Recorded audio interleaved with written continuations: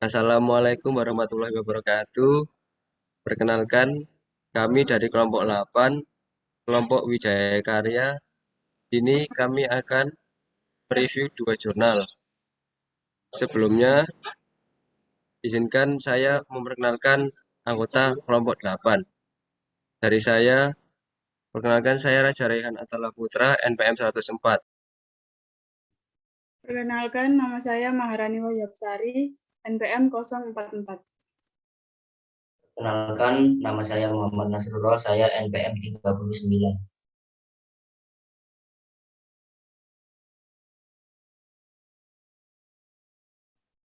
Perkenalkan, nama saya Emali Fitra Ramadan Pamurianto, NPM 20035.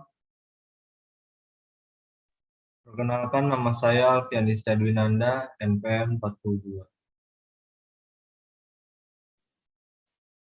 Perkenalkan, saya Krisna Rendi Awaludin, NPM 83. Perkenalkan, nama saya Kevin Davarial, NPM 62. Perkenalkan, nama saya Miladatul Kofifa, NPM 073.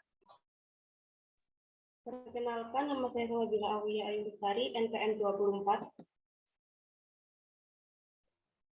Perkenalkan, nama saya Ridayanti Andina RM, NPM 006. Perkenalkan, nama saya Mawindok Trivi Awati, NPM 94.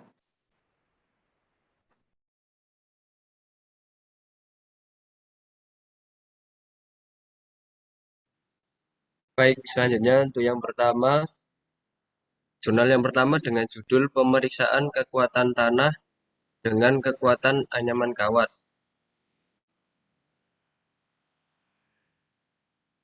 Pada jurnal yang pertama ini, jurnal Teknik Sipil Statik, volume 4, nomor 8, dengan tahun rilis 2016. Jurnal ini ditulis oleh Dafli Rivaldo Tumewu, yang kedua Hendra Rio Gilang, dan yang ketiga Alfa N. Sirajar. Tujuan dari penelitian ini adalah yang pertama mengetahui kekuatan tanah dan menggunakan kekuatan anyaman kawat. Yang kedua, memberikan perbandingan faktor keamanan dengan dan tanpa menggunakan perkuatan anyaman kawat dan serat jutek. Selanjutnya akan dilanjutkan oleh anggota kelompok lainnya. Kemudian ada manfaat penelitian ini. Yang pertama yaitu mengetahui karakteristik dan kekuatan tanah pada daerah yang bersangkutan. Yang kedua, sebagai masukan dan pertimbangan bagi perencanaan untuk membangun bangunan pada daerah yang bersangkutan.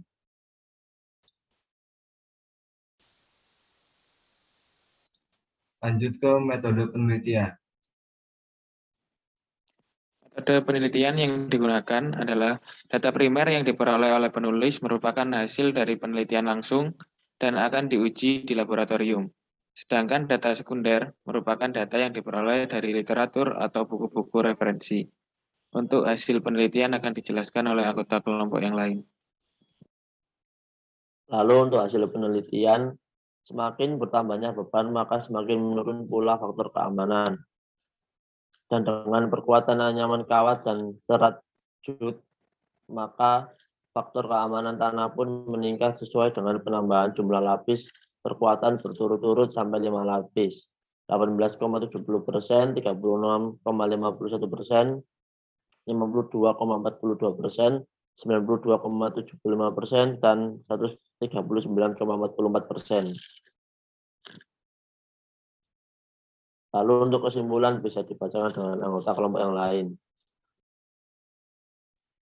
Kesimpulan dari jurnal 1 ini yang pertama, karena pada lokasi pengambilan sampel yaitu kawasan timur dengan titik koordinat 1 derajat 23 menit 53,3 detik utara dan 124 derajat 49 menit 42,7 detik timur merupakan jenis tanah lempung berplastisitas tinggi. Yang kedua, faktor keamanan tanah asli adalah 0,786 dan terus menurun sampai 0,616 seiring dengan pembebanan yang diberikan sekitar 56 kN per meter persegi. Yang ketiga, faktor keamanan meningkat sesuai dengan pemberian jumlah lapis perkuatan yang diberikan terhadap tanah asli berturut-turut hingga 5 lapis perkuatan, yaitu yang pertama 18,70%, 36,51%, 52,42%, 92,75%, dan yang terakhir 139,44%. Kemudian kelebihannya akan dibacakan oleh rekan kelompok saya yang lain. Kelebihan dari jurnal ini adalah materi dan metode perhitungan yang dijelaskan secara rinci pada hasil penelitian, sehingga pembaca dapat memahami step by step dari pengujian yang dilakukan. Selanjutnya akan dilanjutkan oleh anggota kelompok ini.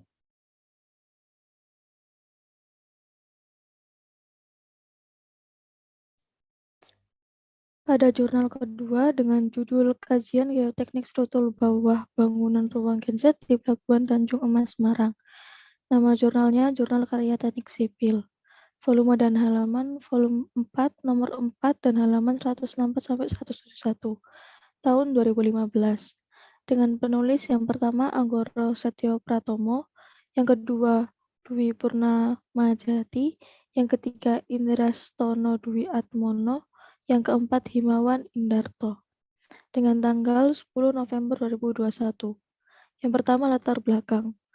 Pelabuhan adalah tempat yang terdiri dari daratan dan perairan di sekitarnya dengan batas tertentu sebagai tempat kegiatan pemerintah dan kegiatan ekonomi yang dipergunakan sebagai tempat kapal bersandar, berlabuh, naik turun penumpang, dan bongkar muat barang yang dilengkapi dengan fasilitas keselamatan pelayaran dan kegiatan penunjang pelabuhan, serta sebagai tempat perpindahan intra dan antar moda transportasi. Oleh karena itu, diperlukan analisis geoteknis yang tepat agar tidak terjadi kesalahan perencanaan pada infrastruktur tersebut, terutama pada perencanaan struktur bawah bangunan.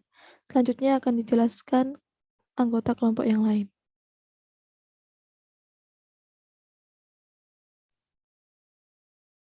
Selanjutnya yaitu metode penelitian pada jurnal ini, yaitu penulis mengidentifikasi masalah dan melakukan survei lapangan, serta melakukan pengumpulan studi pustaka tentang paduan bangunan terhadap gempa sebagai bahan referensi dan literatur untuk penunjang perhitungan daya dukung fondasi dan penurunan tanah yang terjadi setiap tahunnya.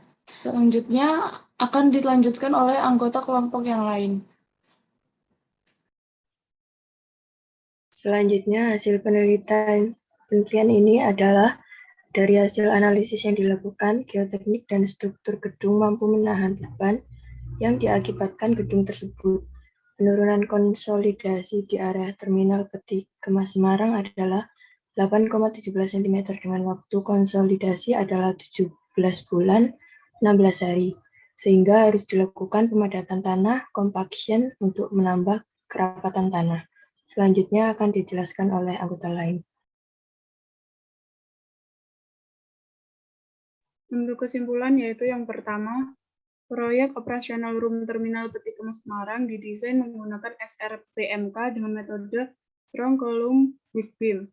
Yang kedua yaitu wilayah di sekitar proyek ini memiliki lapisan tanah lumpur dan pasir yang sangat lembek sampai kedalaman 20 meter.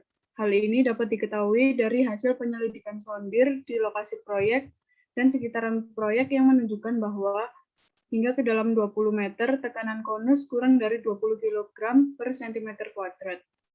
Yang ketiga yaitu penurunan konsolidasi akibat beban bangunan pada geoteknik. Operasional Room Terminal Peti Kemas Semarang adalah 8,71 cm dalam 17 bulan 16 hari. Untuk itu harus dilakukan pemadatan tanah atau compaction. Untuk kelebihan jurnal akan dijelaskan oleh anggota kelompok yang lain. Selanjutnya, kelebihan dari jurnal ini adalah pada metode penelitian dijelaskan dengan jelas dan rinci.